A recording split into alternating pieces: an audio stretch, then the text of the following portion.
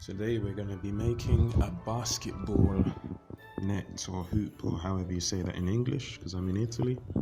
I've got the official size hoop here, and we've got all the stuff to attach it here, and the paint and the nuts and bolts and all that stuff.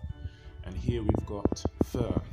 So the first thing to do is just sandpaper the edges, because there are some imperfections here. So we'll sandpaper those and then paint.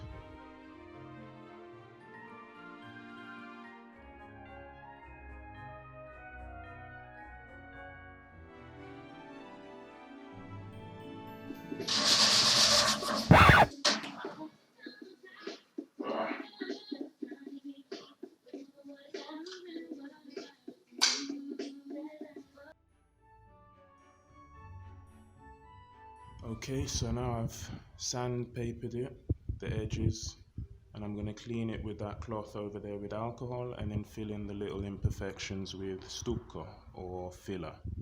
So back it in a second.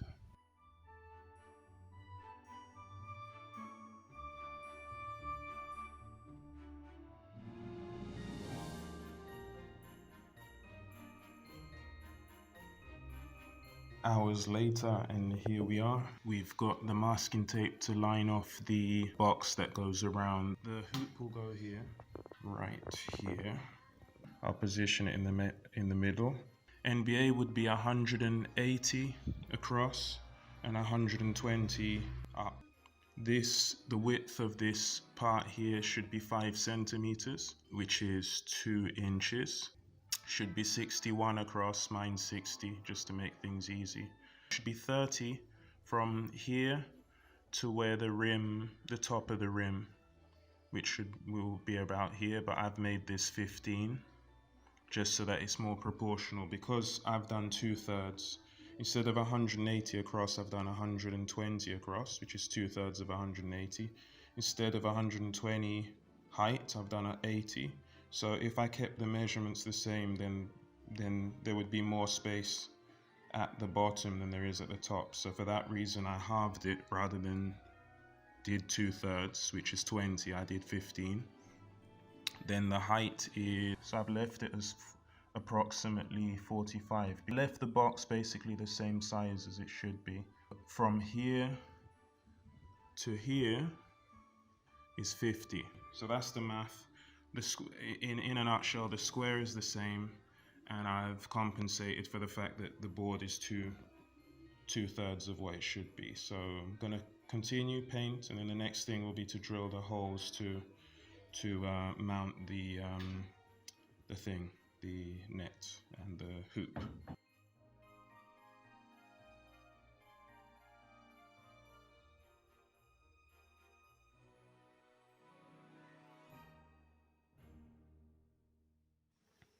So this is the end result. I'm filming it with the lights off because I just like the effect of the Christmas lights, but this is it. Look at that. Pretty spot on. So let's go up and have a look at, turn on the light, have a look at the wall plugs. The bolts that I used, the two 5 centimeter or 2-inch bolts. Each one has a metal wall plug rather than plastic ones, so they're really robust. There's these little hooks here. I've just put on these 2 hooks, one here to bear the weight of the board. On the back we've got the nuts for the bolts and washers, and the nuts on the back, you can't see them here. Yeah, the nuts are there. There are normal washers, and the nuts have rubber, so they're anti-slip nuts. The vibration will not loosen those bolts on the back because they've got rubber. They're anti-slip nuts, not bolts. And finally, on the back, I've got an old t-shirt that I cut into pieces and just rolled up and stuck to the back of the board to stop the vibration. As there's not support on the right and the left side, it needs some additional support here. So I'm going to put 2 L brackets here and screw in here, and then drill into the wall and put some wall plugs.